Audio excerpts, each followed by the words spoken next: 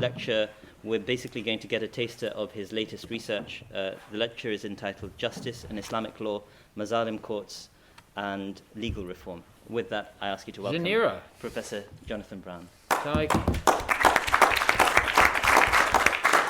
This is my student Zanira from Qatar, who's now in Oxford. International travel. And then former student Michael, I recognized you before you recognized me. Sorry. That's pretty good. From 2012, I recognized you. Okay, well, first of all, thanks very much. It's really, look, as you can imagine from recent news reading by the American, reading public, we're still highly Anglophilic. And so being invited back to the motherland is a big honor. I'm not going to lie. I wouldn't turn down the invitation. So thanks for inviting me and thanks for showing up. Can you all hear me? There's no microphone here. Okay, well, all right. I'll talk loud and you can hear me. So I just want to preface this by saying that, everything I've ever researched or studied, I sort of had dual purposes. In one sense, I'm interested in kind of academic, critical study of continuity and change in the Islamic tradition. But I'm also, everything I study comes out of my own questions as a Muslim about, something that matters to me or that is usually a pressing question in the Muslim community. So that's certainly the case for this topic. And I want to sort of start out by just reminding you all, it looks like a lot of you are experts, that Islam and the Muslim community is a community and religion of law. Not that Muslims are sort of obsessed with law and suing each other and things like that, but that this is a kind of an idiom of law, right? So Islam is a lot more like Judaism than Christianity. I always say Islam is like Judaism, take two, bigger caste, bigger budget. But the law is how you interact with God, right? One of the primary ways you interact with God and with each other is through a notion of law, about duties and obligations and ritual practices. And so what is the Dar al-Islam, the abode of Islam, and according to medieval jurists, the abode of Islam is where the Sharia rules, right? It doesn't matter if it's a majority Muslim or not, it's where the Sharia rules. And, Muslims should live where they can practice the Sharia, where they can practice their religion. And, what do you do to show you're a Muslim? When I meet Usaama, how do we know that we're both Muslims? Is that we both, when someone comes over and offers the beer at the pub, we'll say, no thanks. And when it's time to pray, eventually, he and I will acknowledge that we have to pray. And that's how we kind of identify as Muslim. So with the primacy of law here, one of the most sensitive and agonizing questions for Muslims in the modern period has been this anxiety that God's law is not good enough, that the Sharia is not good enough, and that it's somehow it's out of date, it's immoral, it's backward, and that if it can be changed or if it should be changed, that duty to change or reform it actually undermines the entire notion that this religion is some kind of revealed wisdom that we are obliged to follow. If God's law is really God's law, why would it need to be reformed? Right. So this is if you study Islamic history or if you know Muslims or if you are a Muslim, what I just said to you shouldn't be a big surprise. Hopefully I've expressed it in a succinct and clear way. So I want to just kind of going off this idea of, is God's law good enough?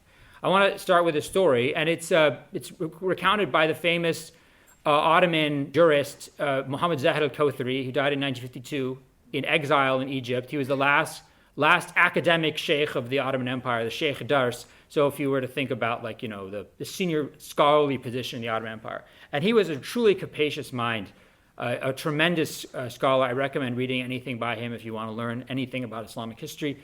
He tells a story, and he's complaining about the kind of legal reforms going on in Egypt, in Syria, and the Middle East in the 1920s and 30s and 40s, and especially, of course, his own home country, which had then been, Sharia law had been completely obliterated from the books of the Turkish Republic, from their legal scene. And he tells a story, which he draws from earlier sources, about the time of the famous Zengid Sultan Nuruddin Zengi, right, died in 1174. The nobles and the scholars of Aleppo write to Nuruddin Zengi and say, Nuruddin Zengi, probably more politely than that. They say, Sultan Nuruddin Zengi, there is a series of thefts here. There's bandits. People are being robbed in the streets. You need to come and really establish order here. We want you to chop off, we want you to chop off hands. We want you to crucify people. We don't even care about due process. You need to bring law and order. God's law is not good enough. The Sharia is not good enough. You need to come and step in here. And Nuruddin Zengi writes back and says, if God had wanted me to do these things, he would have made this part of his law. God's law is sufficient. So for Kawthari at this time, this is sort of a response to secularists and legal reformists are trying to say that the Sharia is backward and insufficient. He's saying, no, a real pious person like Nuruddin Zengi knows that God's law is enough. Now, he's drawing this from an earlier source, a famous Ottoman kind of literature scholar named Kinalzadeh Ali Chalabi, who died in 1572. He wrote a famous book called Akhlaq-e-Ala'i, which is a kind of very typical Persianate, late Sunni ethical treatise of akhlaq, of ethics. And he tells a story as well. And it's a little bit less provocative. The nobles and ulama of Aleppo simply say, Nuruddin Zengi, please come. We need bir miqdar siyasat, some amount of siasa. We'll talk about this word in a second. And basically, God's law is not sufficient. You need to come here. And he says the same response. If God had wanted this to be part of his religion, he would have made it part of his religion. I'm not going to do anything beyond what the Sharia asked me to do. Now, the funny thing about this is that's not the actual original story. So if you go back to the original story of this, which appears in Abu Shama al-Maqdisi, who dies in the 1260s, his history of the two sultanates, of the Zengids and the Ayyubid sultanates, there you have the original story. And what happens is the ulama and nobles of Aleppo say, there's a bunch of bandits and thieves going around causing troubles here in Aleppo, and we want you to come and give Nur' siyasa, a type of siyasa, and we want you to deal with the issue of hiraba. Now, actually, they refer exactly to a verse in the Quran which says that those people who make a war on God and their prophet, and his prophet, right, their reward is that they will be executed and crucified, and their hands and feet will be cut off from opposite sides. Right? So this is the alladhina yas'una fil ardi fasada, those people who fight God and their prophet, and they seek to do corruption in the earth. So this is sometimes called in Arabic sa'aya, and this is often called the crime of hiraba, which is essentially banditry. It's basically violent robbery, organized violent robbery. So what they're actually saying, they're not going 1 inch or 1 centimeter beyond what the Quran says. They're saying, here's the Quranic crime of hiraba is occurring. We would like you to come and deal with it. We want Nur' siyasa, a type of siyasa, which we'll talk about in a second. And Nuruddin Zengi, he's wrong. He's saying, I'm not going to do anything that God hasn't mandated. God mandated right here in the book of God. He says, you have to go there and deal with these people harshly. So these ulama and nobles of Aleppo were doing exactly what a pious Muslim should do, which is they're turning to their political executive authority, the guarantor of law and order, and asking him to guarantee law and order. Okay, so what is this thing we talked about, siyasa, that's referred to in these stories? There's one maybe good translation would be kind of executive authority. Of course, if you know Arabic, siyasa means politics. It can mean policy. In kind of classical Islamic law or pre-modern Islamic legal thought and political thought, siyasa could mean a couple of things. It could mean almost like administrative law. Like it could be the siyasa of a dynasty that, there's going to be this department for taxation and this department for foreign affairs and things like that. Or, this is going to be the taxation system and this is going to be how the customs work and this is going to be how the military functions. It can be imperium in the sense that it's like literally the ruler's ability to give muscle to the law. So somebody in the end is going to have to be there and say, if it's been found that you owe X, Usaama owes someone else money, somebody's going to have to go to him and say, time to pay up, right? Ultimately there has to be some compelling authority in the law, and that's ultimately provided by the guy who has, the guns or the swords or the bows and arrows or the thugs or the clubs, and that's siyasa, kind of the ability to command authority and punish people for not obeying that authority. And finally, siyasa can be thought of as what you might think of as royal justice, the notion that the ruler is the ultimate guarantor of justice in the realm. And this both comes from a kind of Near Eastern tradition of the Sassanid Shah as the shadow of God on earth, or the Roman emperor as the ultimate guarantor of justice in the empire for citizens of Rome, who can, in the end, theoretically ask for a hearing before the emperor, right? Or the Arab tribal sheikh, whose job it is to provide justice in the sense of resolution of conflicts for his tribe. So this is something you see generally in the Near Eastern tradition, and it carries over strongly in the Islamic tradition, where you have notions that they're not reliable hadiths, but kind of made up hadiths, that the sultan is the shadow of God on earth, and that ultimately it's up to the sultan, to the ruler, to make sure that the law is applied. So these are all accurate notions of siasa.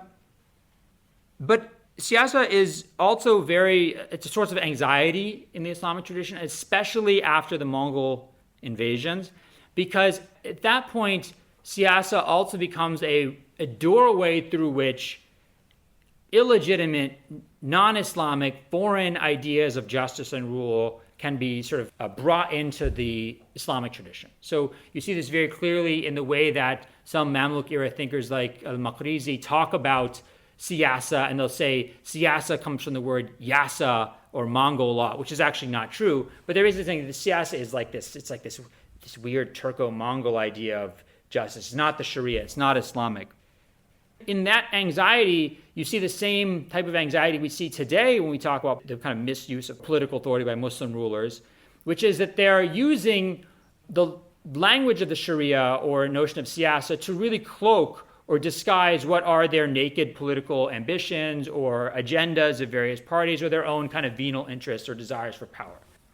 So this is sort of one of the abiding anxieties around siasa, is that it's illegitimate, it's something from outside the Sharia, and it's something that is used by corrupt powers, the corrupt rulers, to sort of insert their own and justify their own wants. Okay, so there are some areas, right? There are some areas where siasa was highly contested. So this is actually not the way I would like to discuss this, but it makes sense in the general flow of what I'm going to say. I'm going to start not with notions of siasa that were totally accepted and legitimate, but I'm going to start with ones that were actually contested. Right? And this is especially the case after the Mongol invasions. Prior to the Mongol invasions, you don't really see the term siasa used in a very controversial way. It's used almost just to talk about like the sort of run-of-the-mill executive authority you'd expect from any functioning state. Like, okay, the streets of Baghdad, camels are going to walk on the right side of the road. Sorry, it would be interesting to find out if they were like British or American, but look, somebody's got to decide which side of the road the camels are going to go on, and that's good siasa. Otherwise, you're going to have camel accidents. That's not contested, right? But there's other things that are really contested. And as I said, you see this really after the Mongol invasions, when people like Maqrizi will talk about siasa dhalima and siasa adila. There's unjust siasa and there's just siasa. What is unjust siasa? Unjust siasa is when the ruler is being excessive in their application of force, when they're going and someone says there's been a theft in this house. So the police come and they drag the people they think are guilty, and they drag them into the street and they strip their clothes off and they start smacking them around. That's unjust siasa. Like you're over-applying your executive authority here. Yes, we want you to cut to the bottom of the crime, but these people have rights. Just siasa is the government using its muscle to do things like enforce law and order, to make sure that someone who's been found to owe money actually pays up and things like that. Other ways in which siasa was contested but eventually gained ground and was accepted in the post-Mongol period involved the ruler's legislation or role in law and legislation. So one of the things you start seeing is post the 1200s and 1300s, you might not know this, but even in one Islamic school of law, there's usually more than one opinion on something. So the ruler might say, okay, let's say the Ottoman government would say, listen, there's two rulings in the Hanafi school of law about whether or not a woman needs the permission of her male guardian to marry. Abu Hanifa says she doesn't need the permission. His two senior students say she does need the permission.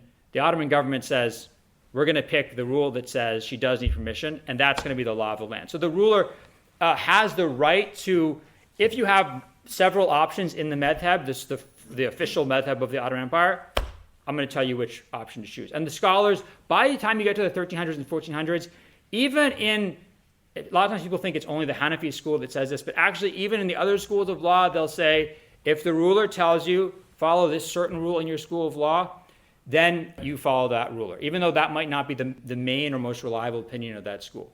And by the time you get to the 19th century, it goes even further than that. In fact, you could find other examples of this earlier, but really formally it's accepted in the 19th century, that the ruler could pick and choose from different schools of law.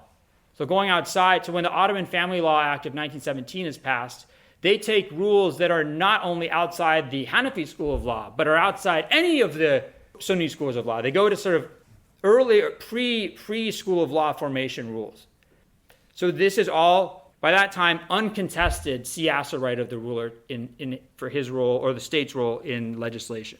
Another thing they could do is, and the Ottomans did this as well in the 1500s, is they introduced a totally new law, sort of a kind of administrative regulation, where they'd say that there's a 15-year statute of limitations for claims about income or from a foundation or disputes over contracts. So if you have a dispute over contracts or about who should get money from a certain foundation, if you haven't brought the claim within 15 years, you have no claim. And this is actually not found in any school of law. This is their own kind of administrative addition. Another issue that is, it's contested, but it eventually becomes accepted by the time you get to the 1700s, 1800s, is what's called taqyid al-mubah. Taqyid al-mubah means restricting the permissible. This is a very important concept in which the ruler or the state arrogates to itself the right to make something not allowed that is actually allowed by God and the Prophet. This doesn't really show up on the radar screen until the 1700s, late 1600s, early 1700s. Around what issue? Coffee. Coffee. Like all important things, it ultimately has to do with caffeine. So the Ottoman Sultan Murad IV wanted to shut down coffee shops because where do people, when they're in coffee shops, they're always talking about politics and other sketchy stuff. So he wanted to shut down coffee shops. Can the ruler shut down activities that are not shut down by God and the Prophet? Because the Quran says, لِمَا تُحَرِّمُ مَا حَلَّ لَكُمْ اللَّهُ. What is it? لِمَا تُحَرِّمُ لِنَفْسِكَ مَا حَرَّمَ مَا حَلَّ لَكَ اللَّهُ. What is the verse? مَا حَلَّ اللَّهُ لَكَ. Yes, thank you very much. Why do you prohibit for yourself what God has made allowed? You do not have the right to make prohibited what God has allowed. So what is restricting the permissible? It's not making it haram.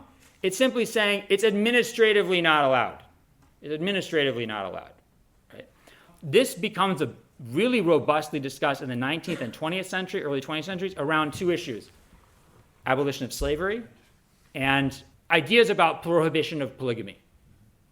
So this is another area where siasa really becomes very robust. It's contested initially, but eventually is accepted. Now, there's some areas where siasa was always allowed, never controversial, and in fact might be the only game in town. One of them is warfare. The ruler gets to decide, how the army's organized, what the army does, what kind of troops you have, right? Now, there's certain restrictions, like there are certain Sharia laws of war. You can't kill women and children. You shouldn't use fire on your enemy, right? So there are certain rules, but within these broad restrictions, the ruler can kind of do as they see fit. Other things like taxation.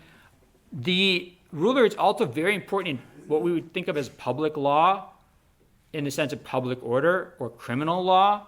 So in Sharia law, if I go and I kick Usaama as hard as I can in the shin, and I injure him, I've committed a tort, right? Or in Roman law, like a delict, right? So I have to compensate him for his injury. So that's a private issue, private law issue. If I get in a fight with someone, punch him in the face and really bloody him, again, I have to compensate him for his injuries. But there's also a public element because I am disturbing the peace. We would think about it in the kind of Anglo-Saxon tradition of disturbing the peace. But who is it? So let's say I beat Usaama within an inch of his life. Who is it who actually facilitates this provision of justice or compensation? Or, God forbid, let's say I kill Usaama. Who is it who's going to bring the case to court, so to speak? Or actually to court, right? In theory, Osama's relatives do. But let's say Usaama doesn't have any relatives. Then the government does, the ruler does, because the Prophet says, Ana waliyun man la waliya lah. I am the wali, I am the guardian of the person who has no guardian. And when you see in the cases in the life of the Prophet for injury and murder, that it's the Prophet as the judge who controls the trials. And sometimes, let's say no one is there to pay compensation money from someone who's been killed, like you can't find who the murderer is. The Prophet himself will pay the compensation money out of the kind of public fisc. So this is siasa in the sense of criminal law, both responsibility for public order, also controlling and facilitating the private claims and the public claims. The final area in which siasa was really uncontested is what I find fascinating, which is what's called the Mazalim court. Mazalim is the Arabic term. If you're in our Persianate, with our Persianate brothers and sisters, you'd say Mazalim, or our Cairene brothers and sisters at Mazalim. Mazalim means grievances or wrongs. And the first instance we find of these in the Islamic tradition seems like maybe they emerged in the late Umayyad period, but we don't have any, the sources explaining this are all Abbasid era sources. We don't know if they're just kind of back projecting some of these institutions. But definitely by the late 700s, you have the existence of Mazalim courts that are created and organized by the Abbasid caliphs. And what is the Mazalim court? The Mazalim court is a court of grievance. So if something wrong has happened, you can go to the Mazalim court. And the Mazalim court is, in theory, held by the ruler. Because ultimately it's the ruler's responsibility to solve or to bring justice and provide justice for his subjects. Now, what ends up happening is the ruler usually delegates this to some vizier, or delegates it to a judge, a qadi, or whoever's in charge. Of course, they're going to have qadis and muftis there and scholars to supervise things to make sure everything is done appropriately. But the idea is that it's the ruler who's going to ultimately provide justice. So what is the function of the Mazalim court?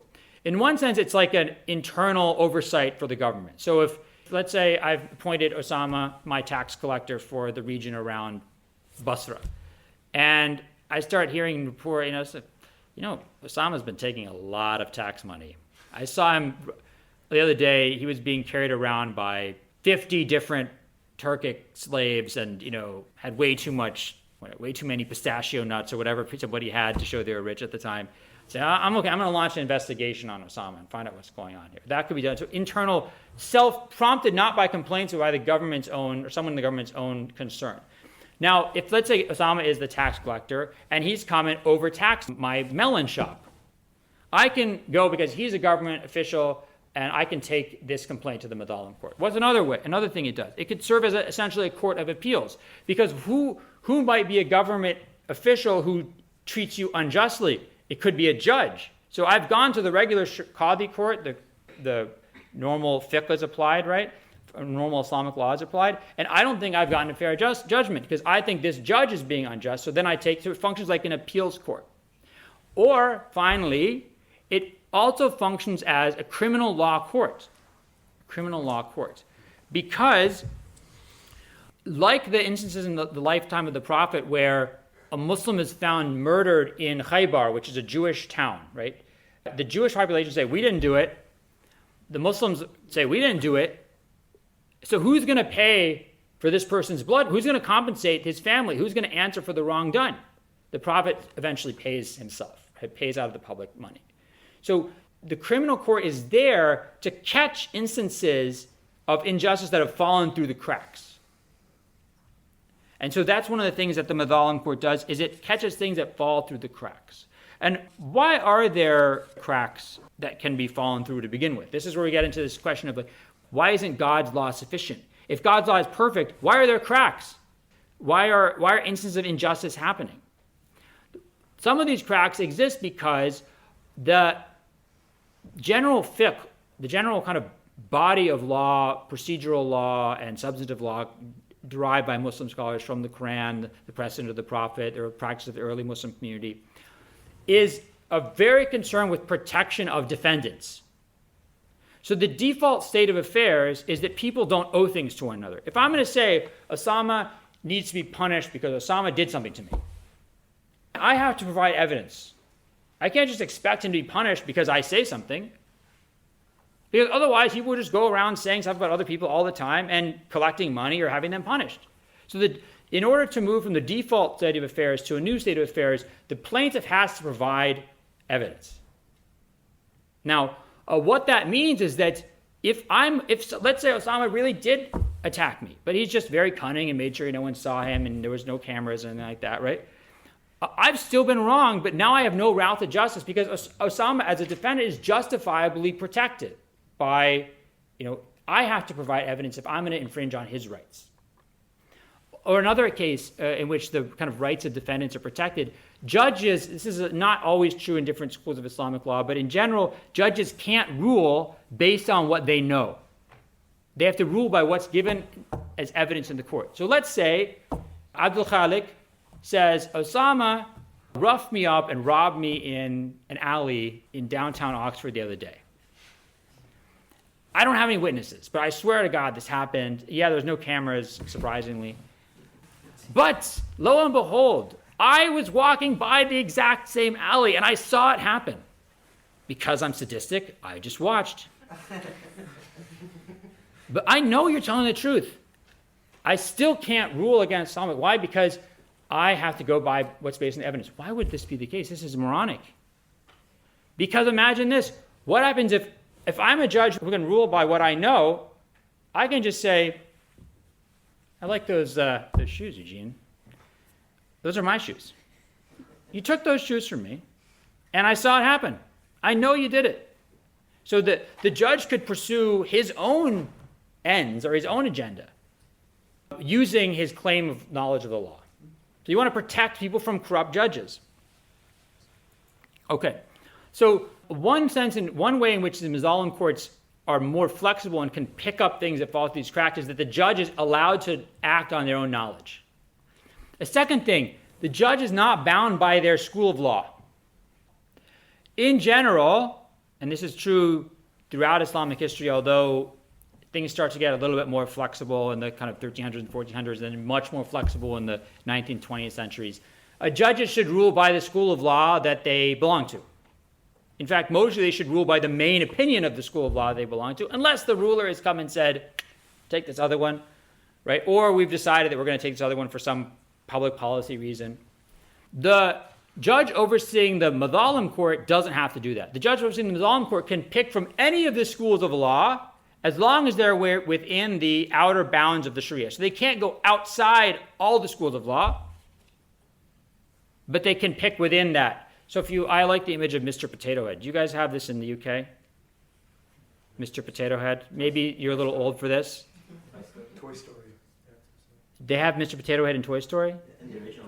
Okay, so Mr. Potato Head and his bucket of parts. So in theory, a judge should only take pieces from their madhab to make their Mr. Potato Head.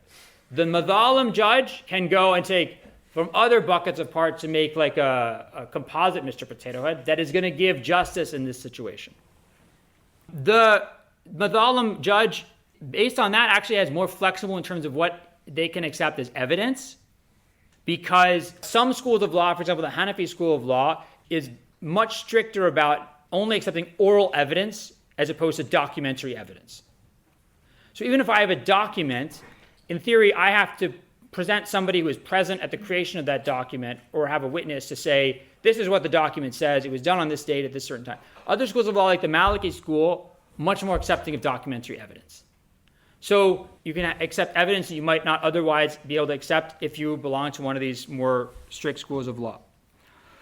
What you could think about the Mazalim courts as doing as shifting the burden of proof, or I wouldn't say shifting the preference. It shifts the preference from protection of the defendant to facilitation of the plaintiff getting justice. And you could say, wait a second, couldn't a plaintiff come to the Mazalim court? Let's say I want these shoes, and I happen to have some documentary evidence, and I happen to have, the judge happens to be in cahoots with me. He also wants some of Eugene's clothing. We could go and you would be deprived of your rights. And that would be a correct objection. So if you're trying to prevent or avoid defendants being wrongfully deprived of their rights, that could happen in this situation. But it's sort of like the idea is if a plaintiff has decided to go to the Mazalim court, then in theory, their decision to take that initiative is going to suggest that they really have been denied justice, right? So they've taken the time and energy to go to the Mazalim court and do this. All right. It's interesting that Mazalim courts were criticized for meddling with the Sharia, right? For being kind of attempts to usurp or to undermine or to question the provision of justice by God's law. There's a wonderful book by Christine Hayes called What's Divine About Divine Law. It looks at Jewish and Greek law. I really recommend this book. I think it came out in 2015. But to borrow her title, right, if you need to seal cracks, then what's divine about divine law? The way that Muslim scholars answered this, and the main text I've seen on this is from it's a fascinating text. Hopefully I've done a critical edition of it and translation of it from Persian.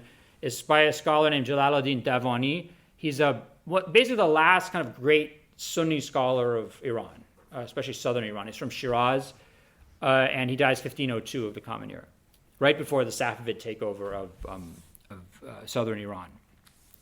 He writes a treatise about this, and he in some senses he's taking some earlier treatises on Mazalim courts, like by the famous Shafi jurist Abul Hasan al-Mawardi, who died 1058. But he's adding a lot of his own thoughts and a lot of new material from his own time. And he mounts a very vigorous defense of Mazalim courts. What he says is, going back to the beginning of Islam, the duty of the judge is to protect what's called huquq al-ibad. Huquq al-ibad are the rights of the slaves. What slaves? The slaves of God. Who are the slaves of God? Human beings. Is anybody like Abdul Khalik, right? He's the slave of the Creator. That's what his name means in Arabic. He's slave of the Creator. So he's the slave of God. We're all slaves of God. So the rights of the slaves are the rights of the slaves of God. All human beings have, and this is according to Muslim scholars going back to the late 700s is when they first articulate this. Human beings, all of them, whether they're Christian or Muslim or Jew or men or women or slave or free, they have certain rights. They have the right to physical inviolability. They can't be physically harmed without just cause. They have the right to property. They can't be deprived of their property without just cause. They have the right to due process. They can't be deprived of due process without just cause. And then they add other ones onto that, some of which only apply to Muslims, some of which apply to non-Muslims as well. But those are the three basic ones. The ruler has to, and the judge has to protect these. And you go back to letters like the famous letter that Omar ibn al-Khattab writes to Abu al-Hasan al-Ashari, which is found in the earliest place I've seen it is the Adab al-Qadi by the Hanafi scholar al-Khassaf in the 900s, where he says, God has protected the rights of the slaves through the bayina. Bayina is the requirement for evidence. The fact that you're required to give evidence to place a claim on somebody is to protect people's rights. Another great Hanafi scholar, Abu Yusuf, who died in 798, one of the first chief judge of the Abbasid Caliphate, says the judge's job is to make sure that people get their rights, get their hukuk. So if it's the judge's job, and ultimately the sultan or the ruler's job, to make sure that the rights of the slaves of God are protected, you have to have some kind of provision, or a forum to deal with instances in which someone has not received their rights in the regular court. You have to have this forum, otherwise you're not fulfilling your duty under God. Davani actually goes even further. He says that if you say the Mazalim court is wrong or haram, that's kufr, that's unbelief. This is my kind of guy. I like this guy. He's like, let me make this very clear, okay? If you say this is unbelief, right? This is unbelief. Now, to be clear, Davani and earlier al-Mawardi makes it clear. The Mazalim judge cannot go outside the bounds of the Sharia. So this is where, for example, I'm trying to think of a good example. So if I said, Usaama, you killed my brother, so I'm going to kill your uncle. That cannot be accepted. There's no conceivable way in the Sharia that you have this like vicarious liability. The person who answers for a crime is the person who committed the crime. There's no madhab that allows this, right? Or if in the case of the Ottoman, or the famous instance in which the Tunisian president Habib Bourguiba drinks orange juice on TV during Ramadan, and he says, "We are engaged in the jihad of modernization." We can drink. And then he says, the two Sheikh al-Islams, the Hanafi and the Maliki one, will give a fatwa approving this. And they looked at each other like. And the next day in the newspaper, that it is not permissible to break your fast during a Ramadan unless the normal reason. So you can't go outside the bounds of the Sharia. The Mazalim judge cannot go outside the bounds of the Sharia. But your job is, as a Mazalim judge, to get to get justice and get what is aslah, what is best and most fitting in that situation. using the kind of larger Mr. Potato Head bucket of parts that you've made out of all the different madhabs. All right. Now, what's very interesting is in the 1860s and 70s, when the Ottoman Empire starts to go through a process of legal formalization and routinization, which, by the way, they're not doing in a kind of pathetic attempt to imitate Europeans, but they're doing really at the same time as this is being done in Western Europe, in the United States. So Ottomans are engaging in like codification of law at the same time that this is being done in England or in the United States or in France, right? So they see themselves as they're not engaging in a process of westernization, they're engaging in a process of modernization, of like, creating more routine courts that are better organized, taking advantage of new technologies of administration and communication. So they create a new court system called the Nizamiya court system. And this is going to exist alongside the normal Qadi courts, the Sharia courts, right? What is one of the ways they justify this to kind of naysayers or doubters who are saying, you're creating something outside the realm of the Sharia. You're creating something new we never had before. Jevdet Pasha, who died in 1895, who is the kind of oversees a lot of these legal reforms, including the formation of the Nizamiya courts, including the drafting and the promulgation of the Ottoman civil law called the Majella. He goes and brings Davani's treatise, his Persian treatise, he translates it into Turkish, and he provides it to his opponents. He says, look, I'm not doing something new. This is essentially a modern-day Mazalim courts. So what ends up happening is, whereas in the pre-1700s or the pre-1800s in the Ottoman Empire, the majority of legal issues, contracts, property, family issues, inheritance, waqfs, things like that, be handled by the Qadi courts. And certain issues like criminal law, some commercial issues dealing with foreigners would be handled by the kind of political courts. The political court column is getting expanded through this Nizamiya system, and the Sharia courts are getting contracted to just deal with things like family law, succession, inheritance, child custody, right? But what's happening is the sort of Mazalim rubric is just being expanded to suck in material that otherwise is being handled by the Qadi courts. But none of these institutions is illegitimate. None of them are illegitimate, at least technically. But this brings us to our final problem. Excuses sometimes are hard to believe. Right? So if somebody says, this is actually, I can give a great example from current United States. The United States just assassinated Qasem Soleimani in Iraq, right? On what basis?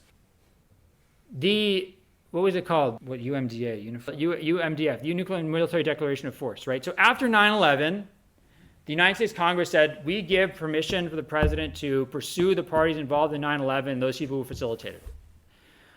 The U.S. government has used this to invade Afghanistan, invade Iraq, fight the Shabab, go into the Sahel, and apparently vaporize some Iranian guy, right? So as far as I know, Iran was not responsible for 9/11. So the point is, at a certain point, I can say that I'm using this originally legitimate rubric to engage in some kind of activity, but at a certain point, you've sort of stretched the fabric way too thin, and people aren't buying it anymore. If you want to think about it in terms of statutory interpretation, you've departed so far from any conceivable meaning of this original text that the thread of credibility has broken. And you're clearly just pursuing your own aims. They may be legitimate or illegitimate. You're clearly pursuing your own aims without the justifying presence of that original kind of mandate or justifying element. So yes, these new court systems and the court systems that are based on it in the successor countries of the Ottoman Empire or in other Muslim countries, yes, they all are, in theory, sort of modern equivalents of these Mazalim courts or other siasa, expressions of siasa authority. But we're kind of back at our original anxiety, which is that siasa can sometimes just be politics. Or it can be used to facilitate what a government wants. So, for example, the Saudi government recently had an IPO of a certain percentage of the shares of Aramco, the Saudi state-owned oil company. If you go back and look at some Saudi scholars or state-sponsored or state-affiliated scholars, a couple of years ago, it is haram to have an IPO. Cannot do this. Then you go back a few weeks ago, it is entirely acceptable to have an IPO. Right? Another thing in Saudi Arabia, it used to be that if you go back to the 1980s, Abdulaziz bin Baz says, car insurance, haram. Any kind of insurance, haram. Because insurance, like, you're paying a company money, you might never get anything. You're engaged in unacceptable risk. It's called gharar. But recently you see scholars say, okay, now you're allowed to have car insurance and other kinds of insurance because it's the command of Wali al-Amr. Wali al-Amr means the ruler. The ruler has used their siasa authority to make it legitimate, so now you can have insurance. Now, I happen to think car insurance is a good idea. So don't go around saying Jonathan Brown came to Oxford and started saying don't have car insurance. I have car insurance. You should all have car insurance if that's the type of thing you do in your country. If not, forget what I'm talking about. My point is that this might be a good idea. But what is motivating this? Is this really kind of a sincere expression, a sincere attempt to understand God's law? Or is this bowing to different political winds? Another thing, in the Ottomans in the 1850s, after the British and the French helped them out in the Crimean War, I suppose someone should be thanked in here for that, right?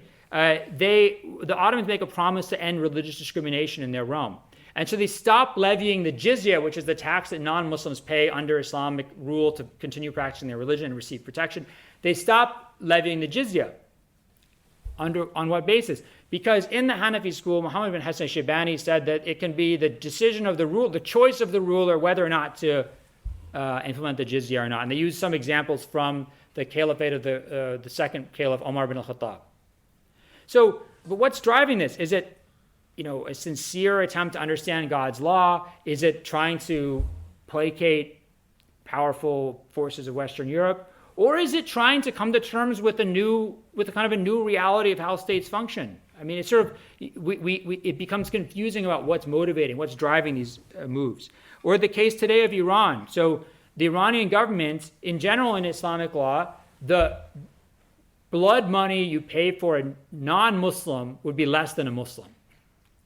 So a dhimmi, a non-Muslim living under Muslim rule, if they get killed by a Muslim, that Muslim would pay less money to compensate that person's family than if the Muslim had killed another Muslim. The Iranian government says, in order to protect justice in our current Iranian government, in order to protect justice in our realm, the state is going to step in and use its siasa authority to top off that amount. So we're going to kind of fill in the rest of that money, and so you're going to have equal compensation for Muslims and non-Muslims. So some of these things, we might sit there and say, this is, these are good ideas, or these seem to be really efforts to sort of wrestle with the aims of the Sharia or what God wants. But how do we know when they're that, or when they're kind of more attempts to follow a fad that's being promoted by Western governments or something? Another good example is the new family law that was passed in Morocco, promulgated in Morocco in 2004, Mudawwanat al-Usra. There are new laws that use the drawings from other madhabs, for example, to say that a woman in Morocco doesn't need her male guardian's permission to marry.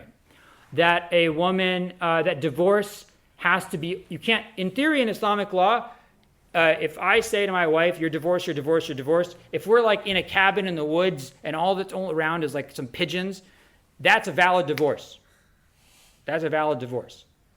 But according to this, and this is also the case in Malaysia, you have to pronounce the divorce in court.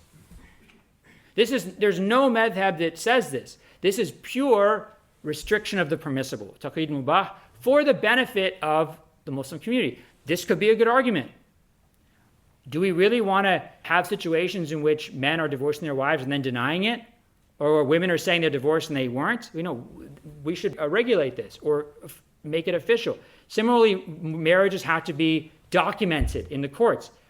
In all Islamic schools of law, if two families go off in the wilderness and have a marriage ceremony for their children together, that's legitimate in God's eyes. So this is a case of state restricting the permissible. some of these might be good ideas. Some of these might be questionable ideas. The problem is it's very hard for Muslims to engage in these discussions when the discussions take place in light of overwhelming power imbalances. Right? So if Muslims could free themselves from the tensions of, or the poles of Islam and the West, tradition and modernity, colonizer and colonized, imperial and ruled, right? Kind of global consumer capitalist and local indigenous and authentic. Like these poles just sort of suck everything towards them. It makes it very difficult for Muslims to have a kind of authentic and honest discussion about this issue of whether God's law is enough or whether we need to rethink aspects of the Sharia to deal with changing technologies and changing times. Thank you very much.